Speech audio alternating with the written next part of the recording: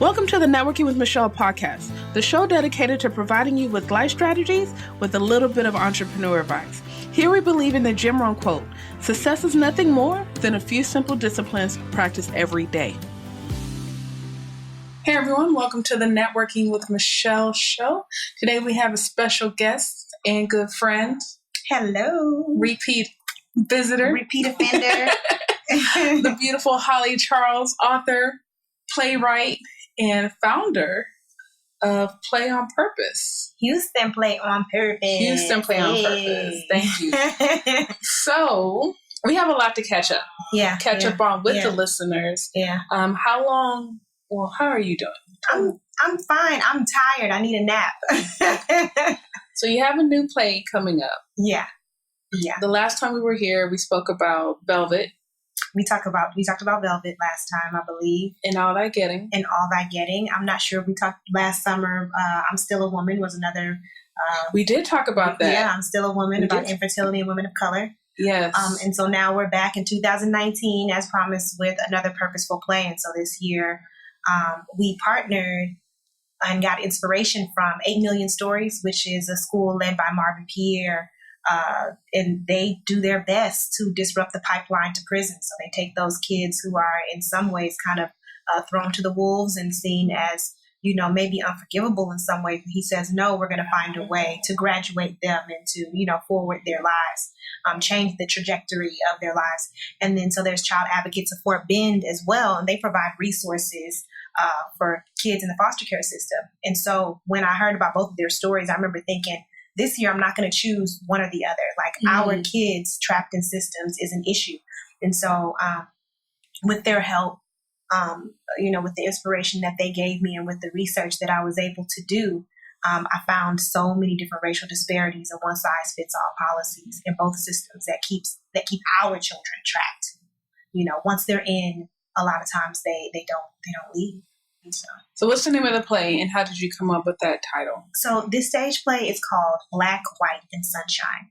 And I like to make it very clear, even though we're talking about racial disparities, when I say black and white, the play is not necessarily about race, black and white. Okay. It's about the black and whites of life. It's kind of, a lot of times, especially when you work in those systems, if you work in foster care, if you're a judge, if you're a CO, whatever it is that you do, we tend to just look at what's in black and white, what's on this person's record.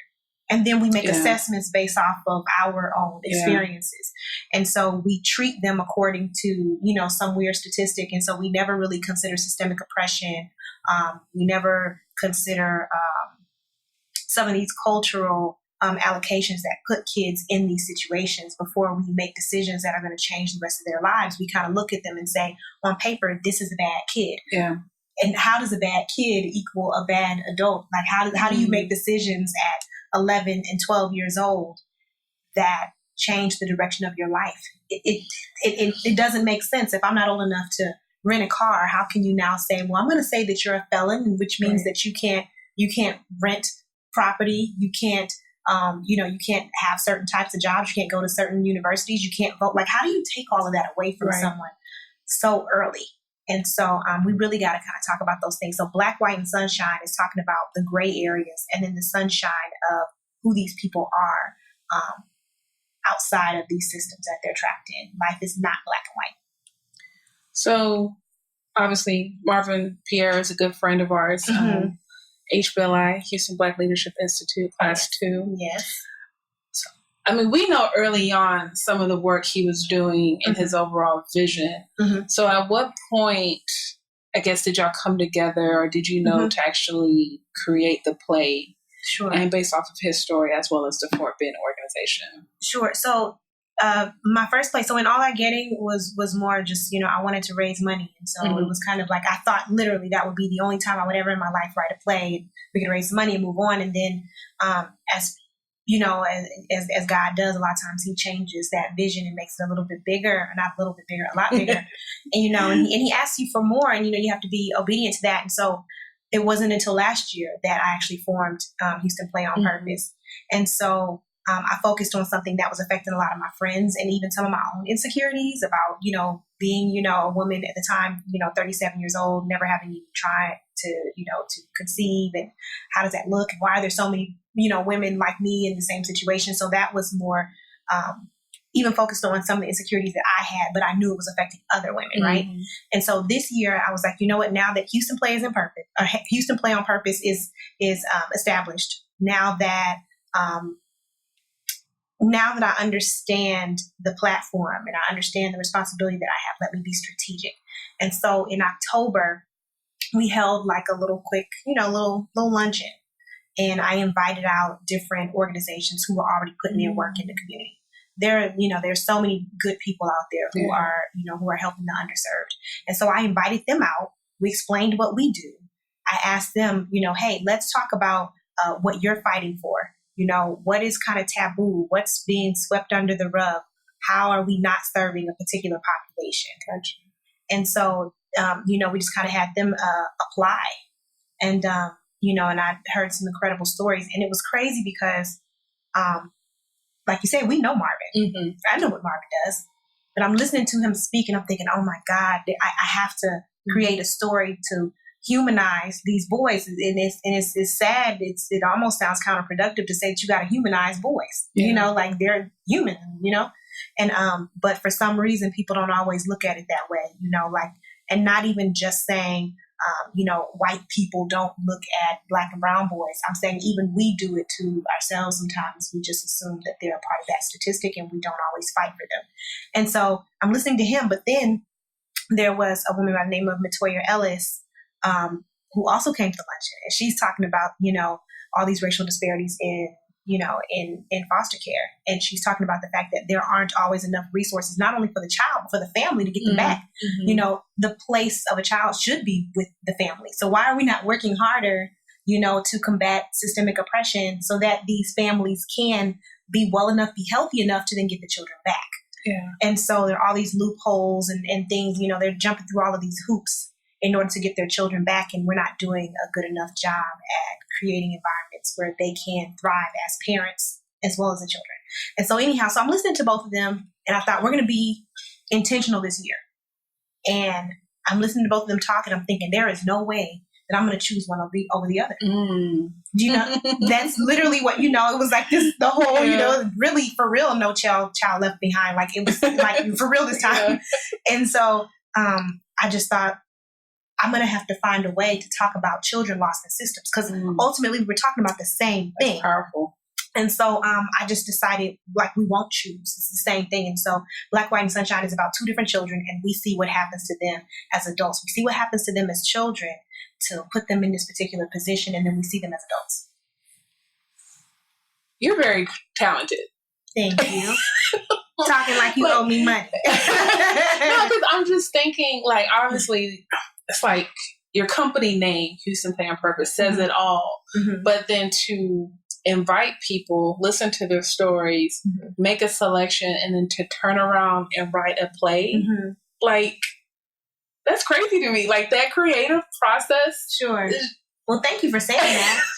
Thank you for saying that. I mean, I think that I think that everybody's story deserves to be told. And I think that it's our duty, and for me, even just being a Christian woman, it's my duty to not judge everyone's situation, but to find out what the story is getting there. And so, yeah, I do kind of, in my own mind, you've been around me quite a bit. Like even when we were in, Houston Black Leadership Institute together, there was a moment, when we were in class and we were learning about, in all that getting, and Holly was trailing off. Because what was happening was I'm hearing the stories. I'm not just hearing statistics. I'm thinking about people and characters and what they must have felt and how do you get to this place. And so my mind is always trailing off into like what's behind, it's almost like that black and white thing. Like life's not black and white. And so even then I remember writing character names out. I'm supposed to be paying attention to class, So I think I've always been a bit of a dreamer. I'm a person who imagines every aspect of my life before I even enter into it, which is crazy. Are you always inspired? Are you in the continuous state of dreaming? I think so. Okay. I don't know that I've always thought of it as being inspired, though. Mm-hmm. Do you know what I'm like? So that's an interesting question that you just because you act on your inspiration. Mm-hmm, mm-hmm. I do think, let's say, for instance, you're going to have a birthday party that comes up or something like that. Like in my mind, I realize this now at 38 that sometimes it's not a good thing because you build expectations as to what something is going to be. But, you know, I'm the person who's imagining the flowers I'm going to bring. I'm imagining the friends. I'm imagining where everyone stays. I'm imagining your reaction. And so sometimes I build this fantasy in my head, but it's about everything. Right. It's the first day of work. It's the first day of school. It's the, you know, like, and so, and sometimes that vision goes elsewhere. And so, I mean, I really, really enjoy creating stories about everyday people. I don't think that I've told any extraordinary stories. What?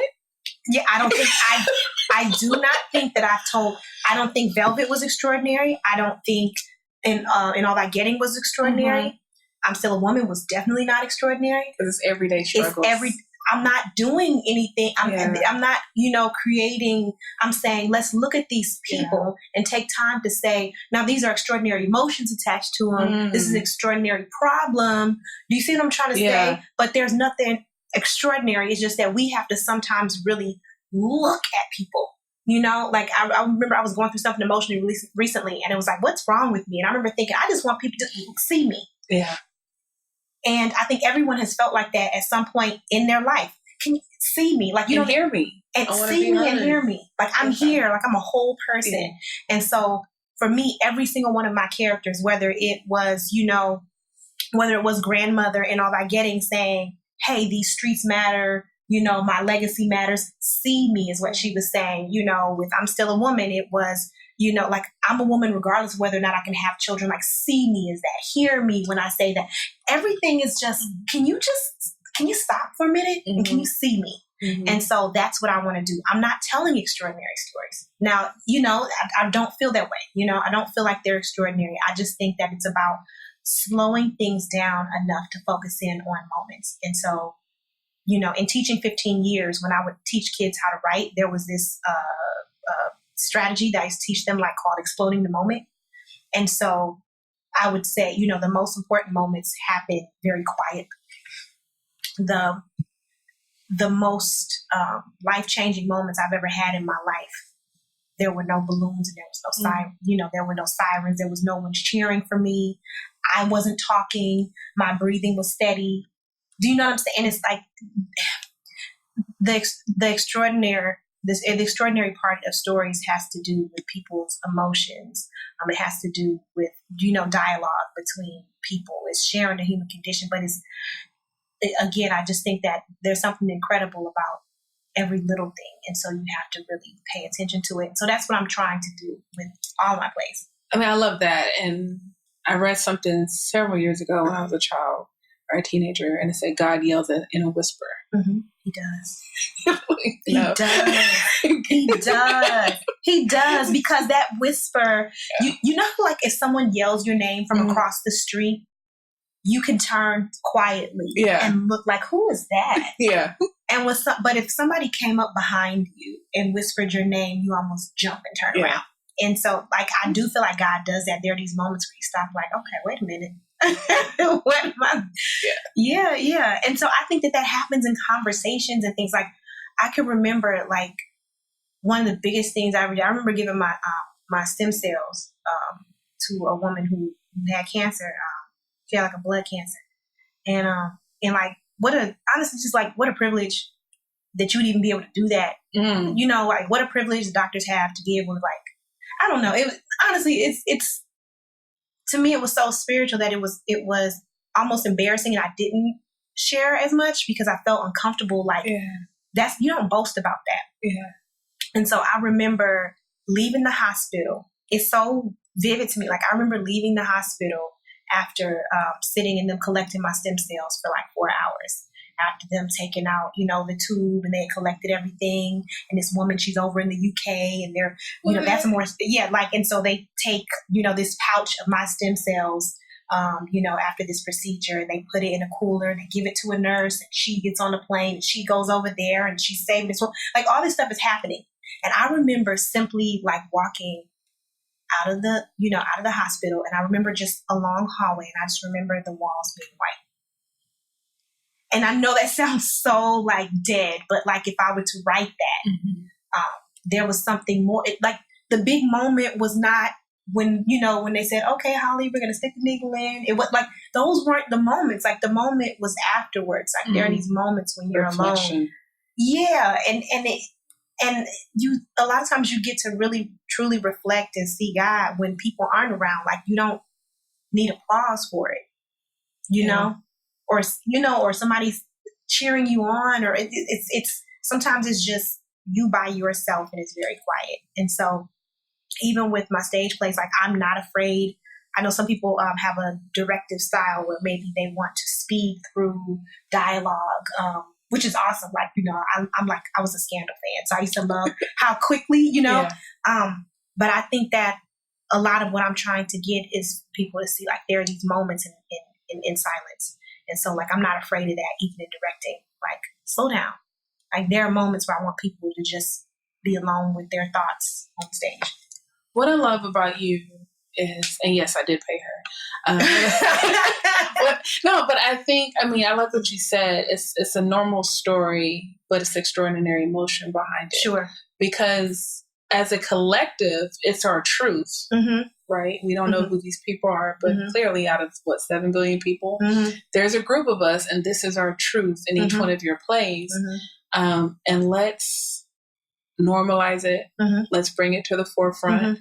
Let's create a dialogue about it, right? Whether it's with boyfriend, girlfriend, your spouse, your girlfriends, the homies, right? The family and friends, and see what we can do to move forward in order for us to find a solution, right? In this relationship, in this family, and hopefully the community and beyond.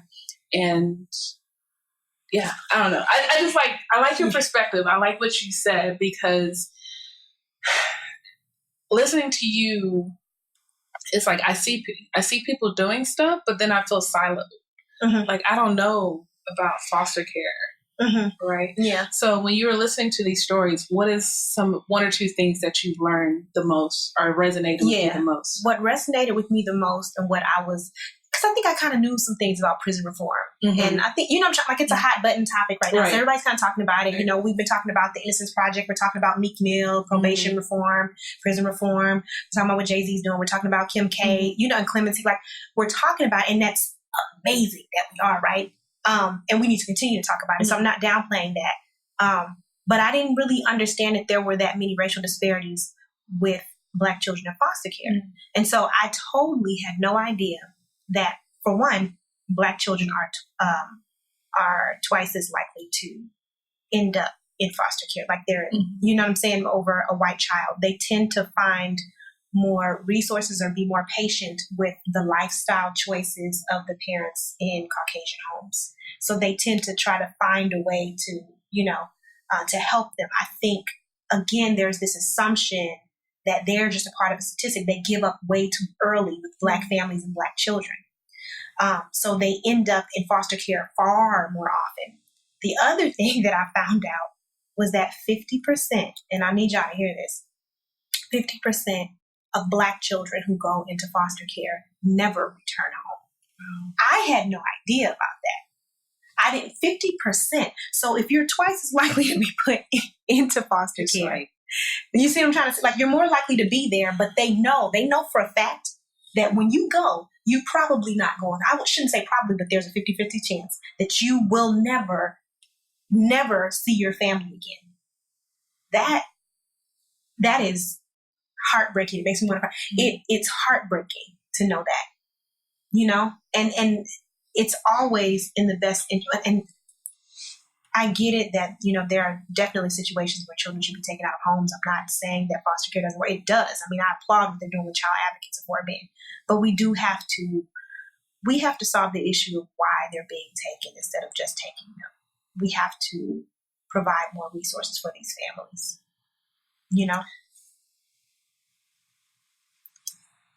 I'm kind of curious because with foster care and those statistics that you provided, I think that feeds into the school to prison pipeline. Of course it does. because many of them end up there, and a lot of them end up in the system. And so they know that too. The numbers for, I'm trying to say, like, a lot of times that's like a downward, spiral after, when you lose your family. Yeah. Come on. Just going to act out, rebellious. Yeah. When parents pass away, it's not, but think about being taken. Yeah. Like, that's traumatic. It's super traumatic. And then to be passed around, with families that, may or may not support you in the ways that you need. It's super traumatic. Do you think non-Black families should adopt Black babies, Black children? I saw Red Table Talk the other day. Yeah, okay. I didn't watch that episode yet. Oh, okay. I saw it, and I've always been conflicted about it. I feel like as a Black woman, if I adopt, which is a very real possibility for me, if I adopt, I have a responsibility and a duty to adopt a Black child. That's me, right? That's me, because I do understand the type of transition that I would want my child to feel in losing a parent or not knowing their birth parent and then coming to me. So I have a responsibility. It doesn't mean that I don't care about other races. I think that there are some challenges. I do think that the responsibility of a white or other parent who adopts a Black child, for me, it's just a responsibility for me to have a Black child. For someone who's not African American, I think it's your responsibility to make sure that you do research, that you find a way to put your child in situations where they're not the outsider in both groups. A lot of times, culturally, a kid who grows up in that situation, just the confidence of how am I going to wear my hair, the confidence of, like, I don't know, I don't know these Black colloquialisms. I look like, these people, they don't accept me and the white people don't accept me. I just think you have a great responsibility to do more than just regular parenting. You need to essentially do your history, and you need to make sure that that child is in situations where they feel comfortable with who they are. But do I think that, I think Jada Pinkett Smith said something, she said she did find it problematic, but then after listening to a few people, she felt like, I realized love is love. Yeah. And so would I rather our children be with the white host family or be adopted by, a Caucasian couple instead of being in the system? Yeah, of course. Of course, that's what I want for them. I just think that you need to understand and take seriously the responsibility that you've taken on. Like, this country is very flawed, and it is very difficult to grow up as a minority in this country, particularly an African American. And so if you're just going to say, these blanket statements like, I don't see color and I don't, well, yes, you do. And if you don't see color, that's even more disrespectful. And, you have to pay attention to who I am, and you have to be apathetic, or you have to be empathetic to what I'm going through. And so it's a great responsibility. It's not one that I think can't be conquered, but you have to be intentional. You got to pay attention to where you're putting your kids in school. Yeah. You know what I'm saying? You have to be intentional about finding, what? My kids need some kids of color. My kids need to, celebrate this particular holiday. Yeah. My kid needs to understand who he or she is. I need to take my child to the barber shop. I'm serious. But you like find ways to assimilate organically into that community culture. Yes, and you need to encourage it and tell the child that you are intentionally encouraging. Like, don't, you know what I'm saying? Don't wait until they're older and explain that you just loved them so much. That's great that you love them. I don't doubt that, a white parent can love a Black child, but it takes more than love. Even for a Black woman or a Black man to raise Black children is very difficult. You know what I'm saying? Look. So it's difficult. Yeah. It really, really is. I'm not a parent, but just teaching children of color, having moments, like, do you know how many moments I've had to pull kids aside in the hallway to explain to them things, that the responsibilities that they have that they didn't even sign up for? So what do you think you have to do? You got to learn. You have to learn and teach. I want to pivot a little bit because you did mention the prison reform and a list of celebrity names that have definitely brought major attention, whether it's their personal stories or, friends helping out of whatever. Do you think we need celebrities to speak up to bring issues to the forefront? Because I feel like if a celebrity's not backing it, it's not going to get the attention that it deserves. Mm-hmm. I mean, I'm with the philosophy, by any means necessary. I mean, I think that if you are influential in any type of way, so for me, I'm not Kim Kardashian, but the bit of influence that I have, even if it's just people saying, I saw her first 2 plays and I enjoyed them, or I thought they were purposeful. So I'm going to take this influence. I think if you have any bit of influence, then you need to share however you can. Do we really have leaders anymore? No, I'm serious. No, because the internet has leveled the playing field. Even before that, I feel like our parents had leaders. I feel like, before everyone was assassinated and then we realized the consequences of influence, right? But who do we have besides, and I'm not saying that the celebrities are qualified, I'm saying, but who do we have who are as influential? We don't really have leaders. And so I applaud celebrities for using their platform. You know what I mean? I applaud them for doing that. Sometimes, they say the wrong thing, or they may not express it in a way that is productive. But for the most part, I see a lot of them. When I look at what Kim K is doing, I don't care what she's doing with her personal life. I do care that, that she cares about underserved populations. So I care about, what John Legend has done. I care about, several people.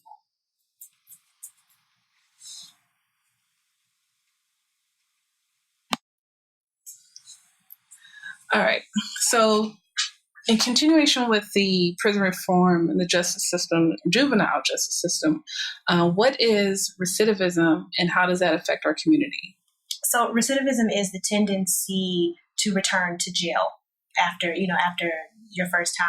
And so we know that recidivism rates for Black men are very, very high. And so even in this play, you see this child, you see him as a child go into the system, and he continues to return. And a lot of, again, you start looking really black and white, this is what you did in 2002, and then you did this in 2006, and then you did this. And so you look and just say, well, this person was just a bad seed. They just were born a bad seed. And so we got to think, it can't just be, it's not associated with race. It's not, people aren't born bad. So if you really were to look at your race, look at your history, crime has to do with poverty.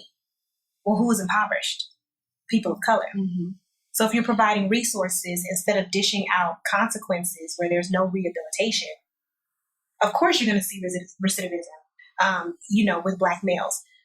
And so I think that the system does such a disservice to young Black men because of probation practices. I have, my brother and I have talked about this quite a bit. I grew up on the south side of Chicago. My brother made some choices very early that have affected him, into his adulthood. Again, this is not an extraordinary story, but he can't rent an apartment. He can't vote. They have all these websites that say, they got second chance programs and you can go in. They got all these companies that will hire felons. No, they will interview felons. Okay, so you got to be clear about that. I have seen it with my own eyes. I have shared the disappointment of him going on an interview. I remember at one point he was living with me, and again, I think that emasculates our Black men. A lot of times they end up living with their mother or forging relationships with women because to survive. Where am I? What am I supposed to do? I have to go somewhere, and you're saying that I can't rent a space. It's not like I have the money after this particular start, to buy my own home. What is it that you want me to do? And then you say, okay, go to these second chance programs. And I'm not downing the second chance programs. I'm not doing that. I'm saying realistically, though, it's not working. And so they end up returning to the streets because of that, because as a man, you want to provide for yourself. And so I remember a time when he came and he was already living with me, which is one hit, I think, to anyone's psyche to have to live with, a sibling, let alone a younger sibling, let alone a younger female sibling. But then he was going on all these interviews. My brother's very capable, very intelligent. He's very charming. And so when he would walk in a room, he was going to get the job. And so he came home every day and said, I got him. And so then there was the elephant in the room that we would wait 3 days for them to tell him that he didn't. And they would always call back and be very apologetic and embarrassed that they had done this and now they couldn't. And so, and I think that some of the people who called were conflicted. He would tell me, like, I could tell she was really upset. But now that I've gotten this far, so we couldn't even get excited about the interview process. You know, a lot of people rejoice when they get the interview because you're assuming, like, if I go in there and do what I'm supposed to do and they liked me. He was getting hired on the spot. This happened all the time because he was capable. You know, he was capable, he was likable, he deserved the job ultimately. And so he was getting hired on the spot, and then we would wait the 3 days. That's discouraging, you know. And then, you know, as his sister, there were these moments where, like, I don't even want to be too sad in front of him, but I just thought, you know, like, how do I keep telling this man to keep your head up? Yeah, not even just keep your head up, but how do I even almost lay into him the way that we do? Like, you got to get a job. Like, let's figure it out. You got to figure it out. How do I do that with a clear conscience, knowing he doesn't have the opportunities that I have? He just doesn't. He doesn't have the opportunity. You know, this man is, you know, at the time he was in his late 30s, and I knew that I had students who would get a job before him. Like, that emasculates our men so much. And so we put people on probation, and simple things like, you're not supposed to be around other felons. You're not supposed to be, well, you just send me back to a neighborhood with more felons. What is it that you want me to do? So there's so many different ways to break your probation. And so what happens is you continue to stay in the system. There's nothing you can do. Like, you just continue to add one charge on top of the other, and then you make it very difficult for me to do anything legal. And so what is it that you want me to do? And I'm not saying that there aren't people out there that return to jail for dumb choices, and that some people aren't taking advantage. That's not what I'm saying. But there are a lot of men who want to come back and be men. And you've taken the opportunity away from me when you're saying my vote doesn't matter, my voice doesn't matter. I don't care about where you're going to live, and you don't have you can't create a space to build wealth for yourself, for your family. Like, what is it? You've taken so much from me. So even like when we look at Meek Mill, you know, with him like violating his probation because he's at work on a video shoot, popping a willy in a video. What is it that and now for him to continue to make this type of money, you're saying that now you can't travel you know, I'm a performer. I travel. Right. What I'm saying is they have too many policies that do not serve us and don't even consider the system that has already been in place. We are already so behind. Do you know what I'm trying to say? Like, as far as generational wealth, as far as resources, there are families for other cultures who can afford a lawyer, who can afford to get things expunged, who have the resources or businesses where they say, well, you can just come and work for your uncle or this or that. We don't have that. So how do you want him to come back and be a man? And unfortunately, a lot of times when you take away that opportunity and you don't provide any resources, they find other opportunities. They find other ways to make money and to at least salvage some sense of manhood. And it's unfortunate.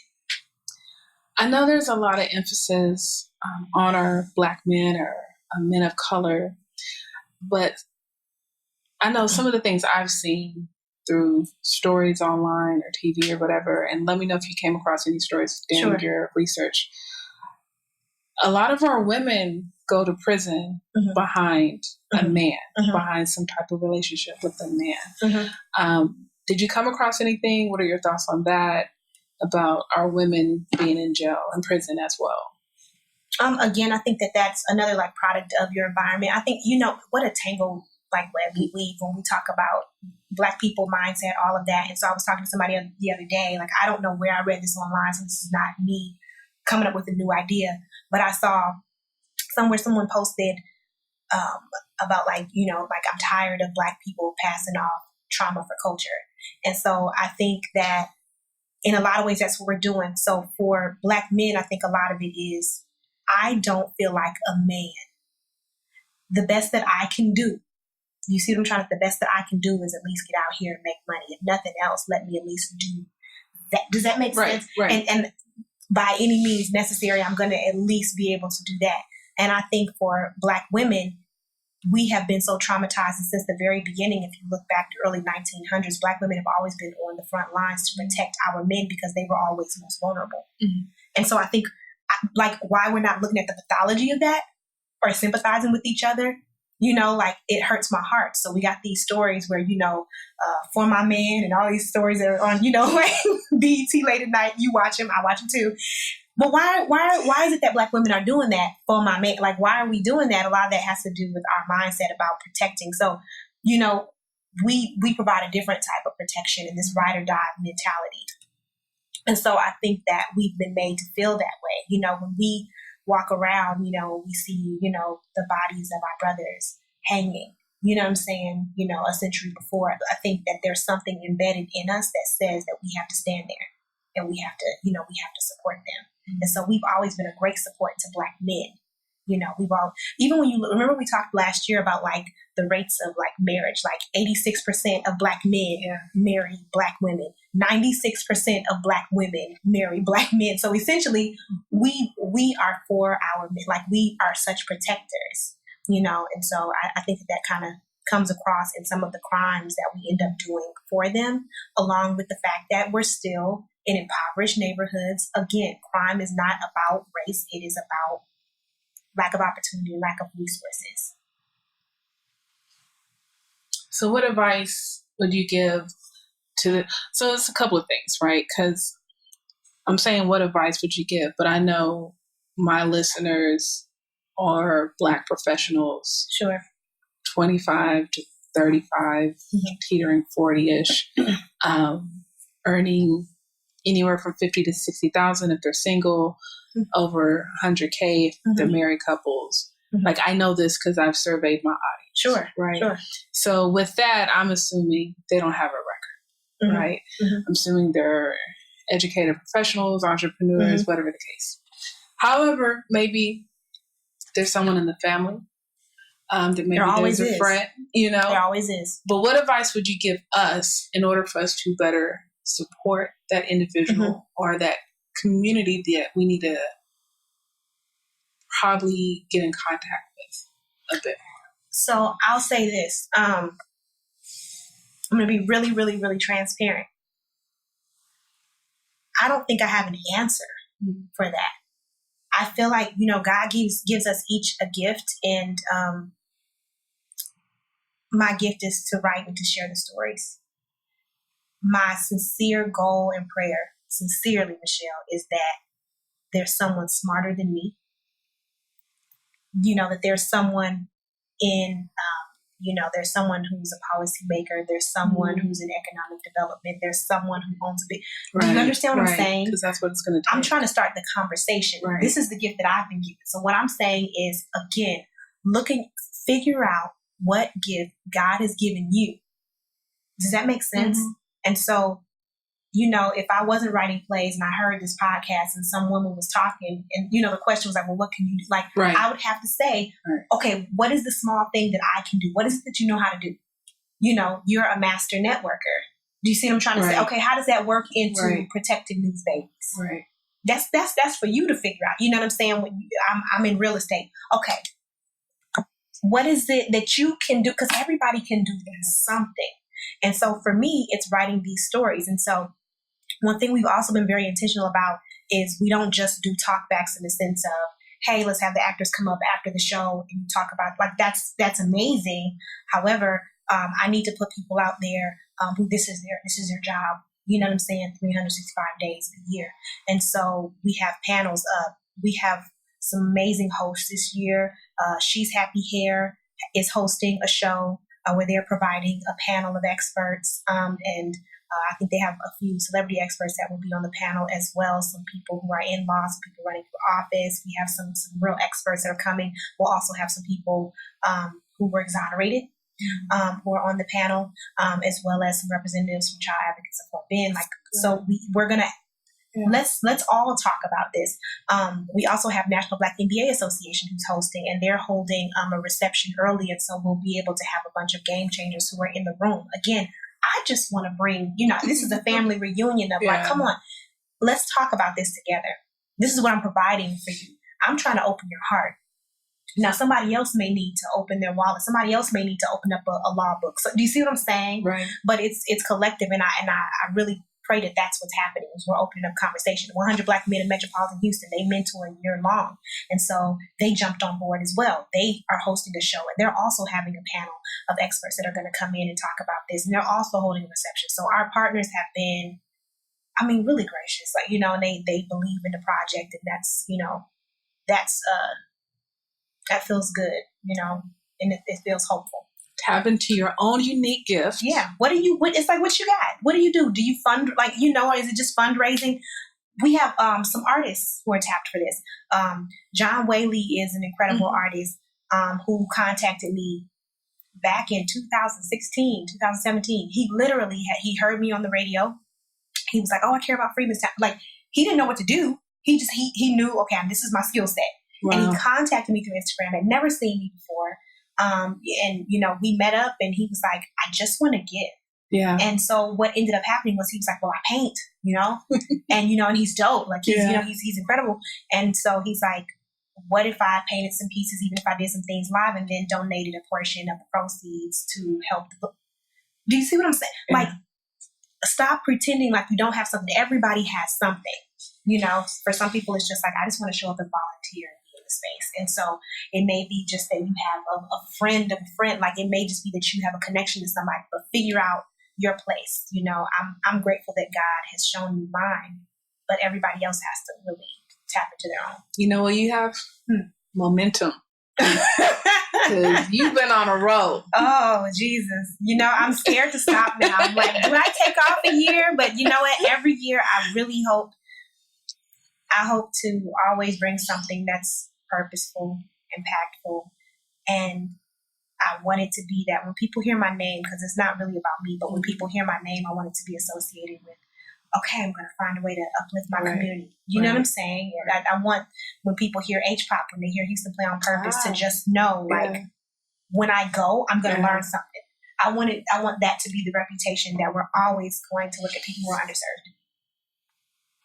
So, give us the details about the play. Sure. So Black, White, and Sunshine debuts Thursday, August 1st at Match Theater, which is at 3400 Main Street downtown. Tickets, they vary in price. There are the hosted shows. They have some extra things going on. They have like these beautiful receptions that are happening in panels and celebrity guests and things of that nature. So the tickets range. Most of the tickets, general admission, are $25, and they can go up in price depending on one of the hosted shows that you would want to go to. So some of them are around $35, $40. It just depends on when you would like to go. But we really want to see people come out and support this. What I've been running into lately is this has happened twice, where I've had people say, I'm too emotional when it comes to this stuff. I can't. And I get that, right? I get that. But I don't think that any of us gets to excuse ourselves from this. Okay. And I don't mean to say that in a harsh way, but I'm saying these are our children. And so there are people who are experiencing a lifetime of this, and I guarantee there's somebody in your family that's experiencing a lifetime of this. Come for an hour and a half and be inspired in some sort of way. The goal is not to make you feel sad, and I don't think that it's some terrible, like, oh my God, I cried the whole way. That's not my goal, is to depress you by the time you leave. However, I don't think that any of us in this community, and I'm saying Black and white, I'm saying I don't think any of us should be able to excuse ourselves from having this conversation because it hurts, because it's hurting a lot of people. Yeah. Far worse. Silence is hurting. Apathy hurts. Yeah. That's the real issue. I remember we talked about that before, like racism is not killing this country. Apathy is killing this country, and so if you add any isms don't hurt us. It's the people who are standing by, who are, and don't get me wrong. I've definitely, late at night turned away from the channel. I'm like, oh, I wasn't trying to see that commercial tonight. Like the children overseas were, hurting with, like, I've had those moments. But be intentional about the art that you're taking in. Like, we have responsibility, right? And so if you are, if you're listening right now, there's a reason why you're listening, and there's a reason why you stuck by to the end, or there's a reason why you just turned to it and you heard this. Show up. So August 1st through the 4th, Black, White, and Sunshine is an opportunity for us to be real with each other and to look at a problem that's affecting all of us. I love your work. I love you. Thank you. I love you too, Michelle. It's been an absolute pleasure just being on this journey with you for the past several years. And thank you for that. Yeah. It's all love. It's all love. I want to remind everyone, I will have the details of the play in the show notes for you to click on, buy your tickets, come out, support. Also share this episode, right? Share the post on social media, email the link to a friend. This is very, very important topic for our community in order for us to become better. We have to have the conversation in order for us to become better. Remember, I believe in you.